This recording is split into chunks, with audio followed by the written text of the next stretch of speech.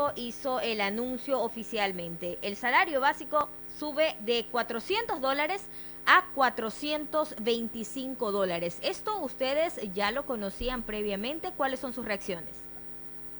No se conocía previamente esta información. Tenemos que enfocarnos ya al futuro en base a lo decidido, y esto nos preocupa desde el punto de vista de que el Código de Trabajo menciona que lo que hay que tomar en consideración para los incrementos es el índice de precios al consumidor. El índice de precios al consumidor proyectado para el próximo año significaría alrededor del 2% de incremento. Eso es lo que dice el Código de Trabajo por un lado. Y por otro lado, el país está atravesando por una situación muy especial como consecuencia del COVID, que ha afectado las ventas de la facturación en alrededor de 30.000 millones de dólares y el comercio 9.000 millones de dólares. Un incremento de este tipo implica que haya que un trabajador que gana el salario básico unificado se le suba realmente $411 anuales, lo cual implica que es un salario que costaría a cada comerciante 6.994 contratar una persona que gane ese monto del salario básico unificado. Es decir, en cierta medida va a complicar que se una más la oferta y la demanda laboral. ¿Cuál?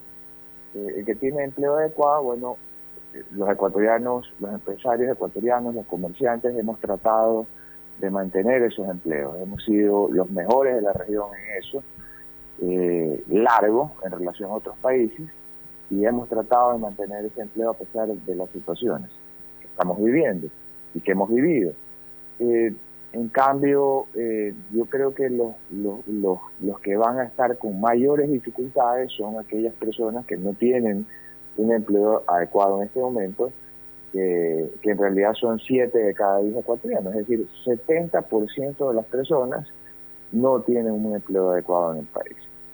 A esos se les va a complicar más la figura, y a nosotros nos hubiera gustado que el poder adquisitivo de todos nosotros, de los que tenemos empleo adecuado, de los que tenemos el privilegio de tener empleo adecuado, y los que no tienen un empleo adecuado, el poder adquisitivo se incremente vía bajar aranceles, vía bajar y derogar impuestos, y de esa manera cada dólar que tenemos en el bolsillo nos va a alcanzar para comprar más en la tienda de la esquina.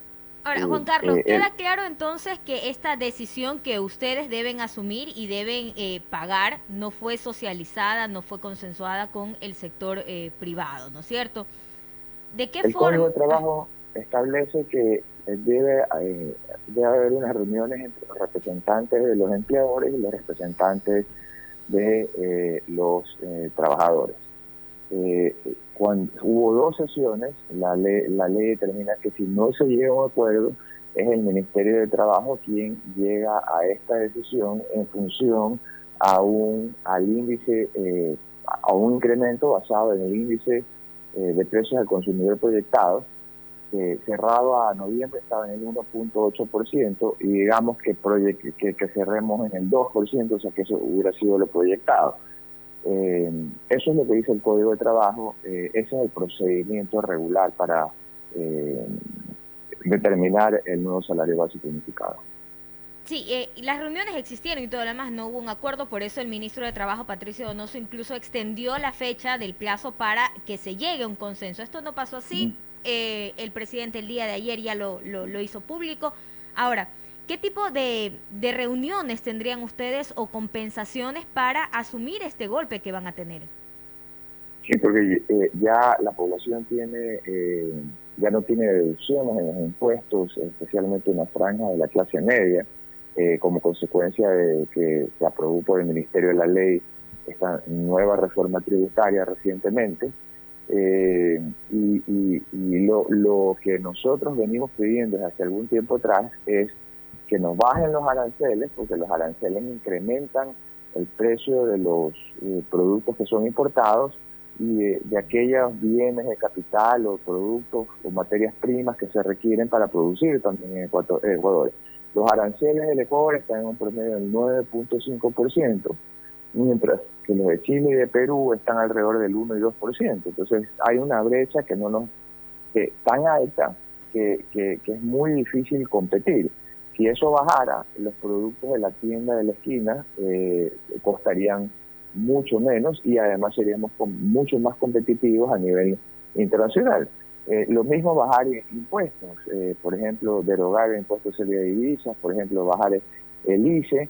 Eso ayudaría mucho porque también nosotros, los consumidores, cuando nos bajan los impuestos y nos bajan los aranceles y derogan otros impuestos, nos van a permitir con los dólares que ya tenemos en el bolsillo comprar mucho más barato en la tienda de la esquina.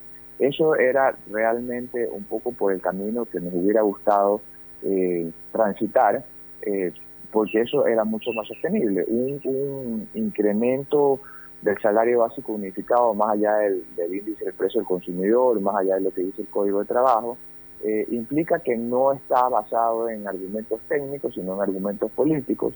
Y además de eso, no está lo que el Código de Trabajo también debería incluir es sobre, como base de análisis, la productividad de los trabajadores. Eso tampoco nunca entró al análisis y eso es un cálculo, esa productividad se mide en todos los demás países para poder tomar este tipo de decisiones. Claro, tomar en cuenta la productividad ni siquiera está sobre la mesa, pero ahora hay algo también que es cierto, porque al interior de las empresas hay muchas ineficiencias también, que corregidas podrían asumir este incremento. Ahora ya toca hacer ese trabajo casa adentro para que este incremento de $25 al salario básico no se convierta en lo que usted dijo, no una barrera para nuevas contrataciones. Es que no vemos una contraprestación de parte del gobierno. El Estado ecuatoriano es muy grande en relación al Producto Interno Bruto. Entonces, constantemente a los mismos de siempre nos cobran más impuestos, no se amplía la base tributaria porque 7 de cada 10 ecuatorianos están en informalidad y además se siguen haciendo las compras públicas no a precio del mercado, sino a precio del negociado. Y por ahí se van miles de millones de dólares, porque los impuestos y los aranceles al final son para mantener al Estado, y el Estado debería, en contraprestación, darnos inversión en infraestructura, inversión en salud, inversión en seguridad, en todo eso que se requiere, pero vemos que es un Estado en el cual la mayor parte del dinero se va en gasto corriente. Tenemos el problema de las compras públicas. Por el otro lado también tenemos otro impuesto que también es parte de la presión tributaria, que es lo que pagamos todos nosotros a la seguridad social, y vemos que la seguridad social también tiene un grave problema en las compras públicas y también en el lugar de apoyar al ahorro nacional, como por ejemplo en Chile, que tienen 800.000 millones de dólares ahorrados. Acá en cambio estamos en déficit, a pesar de que todos los meses trabajadores y empleadores aportamos a un instituto de seguridad social que no nos atiende como nosotros quisiéramos. 7:12 a.m, estamos dialogando aquí en Caché Noticias con el doctor Juan Carlos Díaz Granados, director ejecutivo de la Cámara de Comercio de Guayaquil. Doctor Díaz, muy buenos días. Carlos Acoto le saluda. Bienvenido nuevamente a este espacio informativo. Desde su punto de vista y con la información que ustedes manejan, ¿qué sectores se van a ver principalmente afectados de esta subida del salario básico unificado? El principal sector más afectado es el desempleado. Ese 70% de la población que no tiene un empleo adecuado. Ese es el sector más afectado porque Carlos, ellos no tienen, es decir, a los trabajadores los representan los sindicatos, a los comercios, en este caso la Cámara de Comercio de Guayaquil, los gremios empresariales. Los trabajadores no tienen representación. Entonces, el impacto de que una empresa que tenga en este momento trabajadores está asumiendo es para tratar de sobrevivir con los trabajadores que tienen en este momento, porque las empresas, recordemos, pues que no despiden por deporte, es decir, están conscientes de la importancia de mantener la sostenibilidad en el tiempo. Ahora lo que va a ser más complicado es que ese 70% de la población que se encuentra en informalidad o desempleo realmente pueda acceder a un empleo adecuado. Tal vez el camino es, uno, bajar aranceles, bajar impuestos, derogar otros impuestos, analizar el sistema de seguridad social actual, que ya le digo, en Chile tienen ahorrado 800.000 millones de dólares y le depositan a cada chileno en una cuenta que tienen en el Banco Central con el número de cédula de cada chileno, le depositan un dinero ahí para que pueda sobrevivir. Por ejemplo, eso aquí no ocurre porque nuestro sistema de seguridad social está colapsado. Y otra cosa importante tal vez es flexibilizar la relación laboral para que estas personas que van a ser las más afectadas realmente, con las que están pensando trabajar, los desempleados que se encuentran en la informalidad, tengan más modalidades de contrato de trabajo además de las existentes, para que sea más fácil darles una oportunidad y se puedan unir la oferta y la demanda laboral. Eso no implicaría restarle derechos a esos 3 de cada 10 ecuatorianos que tienen empleo adecuado, de esos derechos adquiridos o las obligaciones que tiene el empleador de acuerdo al Código de Trabajo, sino significa crear nuevas modalidades de contrato de trabajo, nuevas, que por ejemplo sean contrato a plazo fijo, que por ejemplo sea un contrato a prueba de 180 días, que sea un contrato por proyecto, y así sucesivamente, para que de alguna manera podamos integrar a esa población a su vez va a empezar a consumir, eso va a ser bueno para la reactivación de la economía, más allá de que lo más importante es que le estamos dando una mejor calidad de vida a esas familias, no tienen que migrar a otro lado, porque además es muy irónico, los ecuatorianos migramos a otros países para trabajar en lugares en donde nos pagan por hora. Entonces, haberlos formado, todo ese esfuerzo de desarraigarlos en su familia y que vayan a otro lado a finalmente trabajar en modalidades de contrato de trabajo como las que estoy mencionando en este momento, no tiene ningún sentido. El país pierde terriblemente y el ciudadano en concreto más. Yo creo que esas son las vías por las que podemos empezar a transitar y a reflexionar. En efecto, varios de los representantes de los gremios empresariales han hecho referencia a la necesidad, ahora que se ha tomado la decisión de subir el salario básico unificado, de presentar desde el Ejecutivo un proyecto de reformas laborales. Pero aquí hay una discusión que ya la tuvimos hace algunos meses atrás, ¿no? Los representantes de los trabajadores, los sindicalistas, dicen que la propuesta que hizo el gobierno hace unos meses era regresiva en materia de derechos adquiridos. ¿Cómo encontrar puntos en común para que esto se pueda viabilizar? Porque se sabe que es uno de los proyectos del Ejecutivo más sensibles, y se sabe tanto que, por ejemplo, el Ejecutivo lo ha dejado para el último. Primero presentará el de inversiones y luego el proyecto de reformas laborales. ¿En qué puntos ustedes están como representantes de los empresarios, de los empleadores, están dispuestos a ceder, doctor Juan Carlos Díaz? Nosotros estamos dispuestos a dar oportunidades, es decir, nosotros estamos en el plan de defender a los desempleados. Esa es realmente la posición, porque las tiendas están, los comercios están con trabajadores.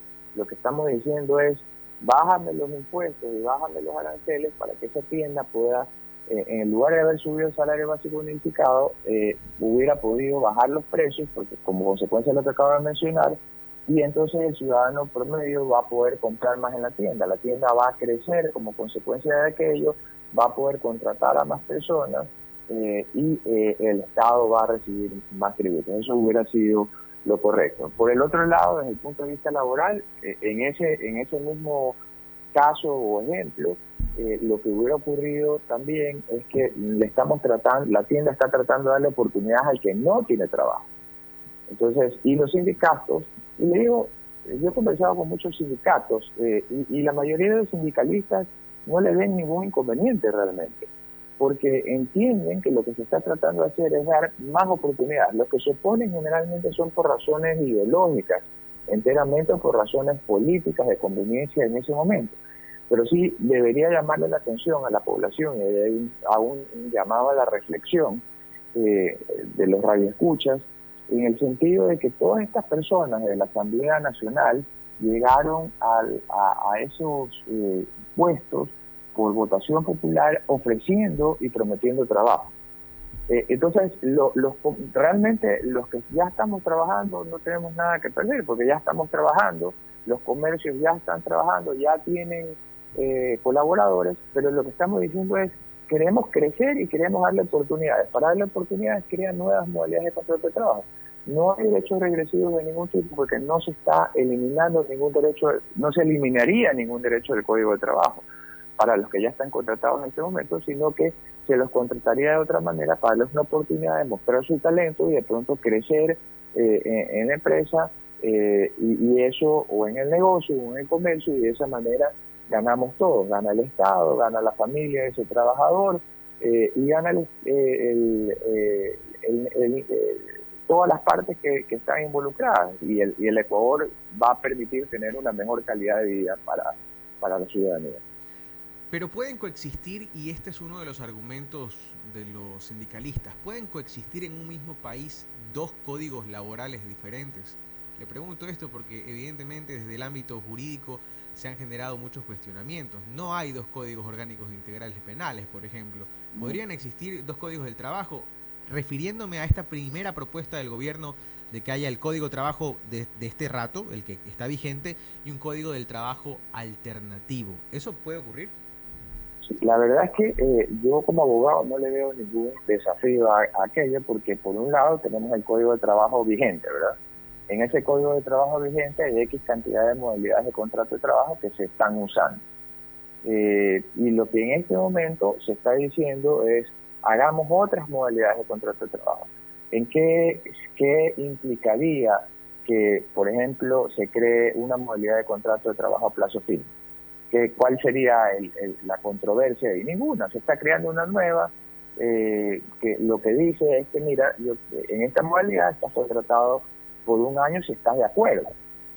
Entonces, ahí no hay ningún conflicto de leyes.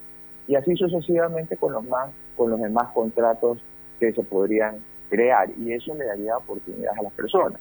Ahora, también el gobierno, además de reducir su tamaño, porque hasta ahora pues el esfuerzo ha sido solamente de la sociedad civil, lo que nosotros decimos es, mira, tienes que reducir el tamaño, pero además de reducir el tamaño porque estás comprando a precios que no son de mercado y por ahí se van a miles de millones de dólares, y en la seguridad social también, ¿por qué no empiezas a automatizar también las cosas? O sea, más allá de lo que la pandemia nos ha enseñado, porque muchas de estas personas que se encuentran en ese 70% de la población que no tiene empleo adecuado, bueno, todos nos imaginamos que de alguna manera sobreviven, porque es decir, nadie vive del aire.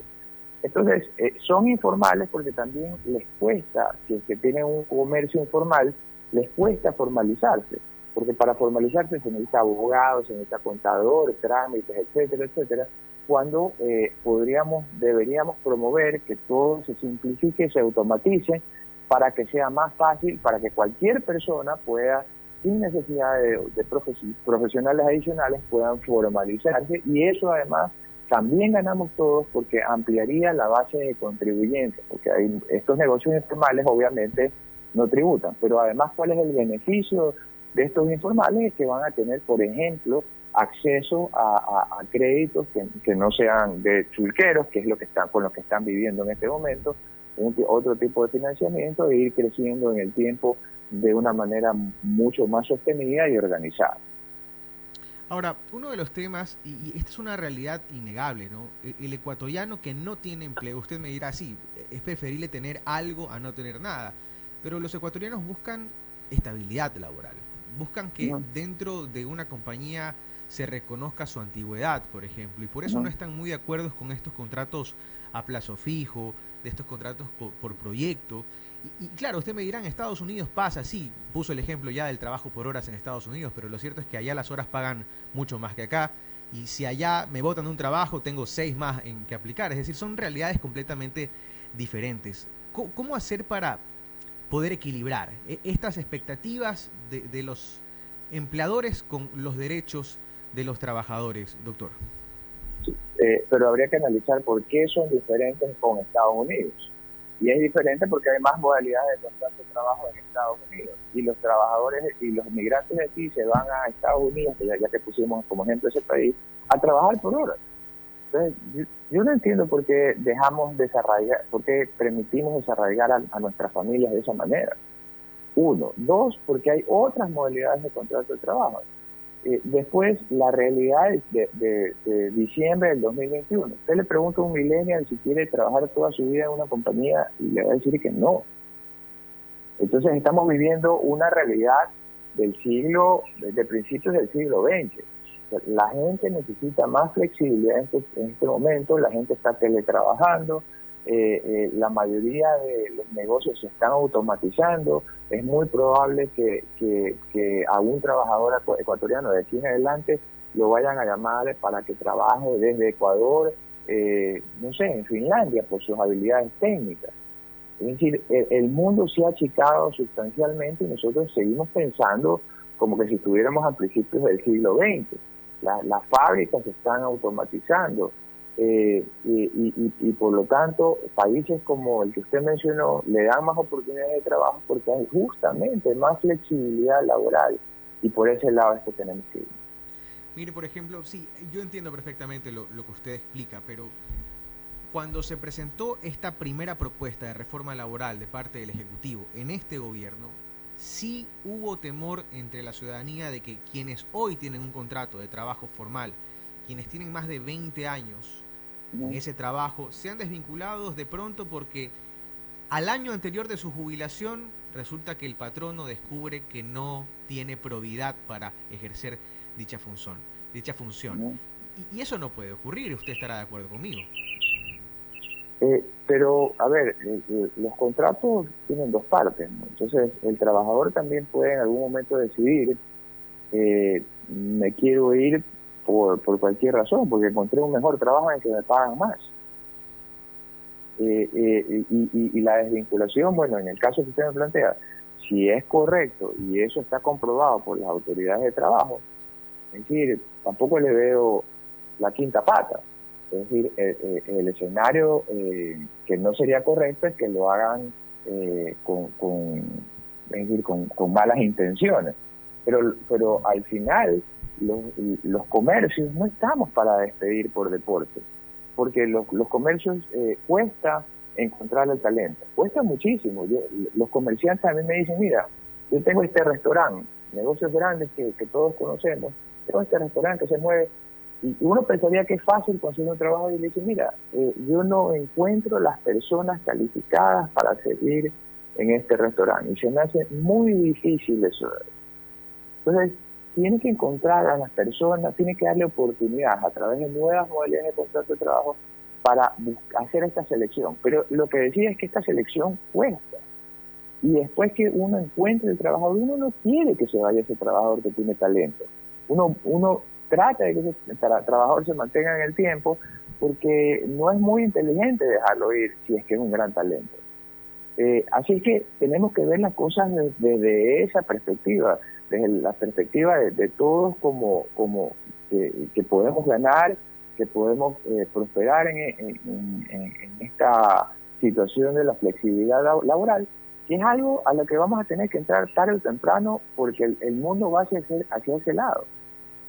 Bien, esa ya será una discusión posterior. Por lo pronto, el salario básico unificado ha sido calificado por los gremios productivos como un golpe a las empresas. Son las 7 de la mañana con 28 minutos. Queremos agradecerle al doctor Juan Carlos Díaz Granados, director ejecutivo de la Cámara de Comercio de Guayaquil, quien nos ha acompañado esta mañana aquí en Caché Noticias. Muy amable. Muchísimas gracias a ustedes. Que tengan un gran día.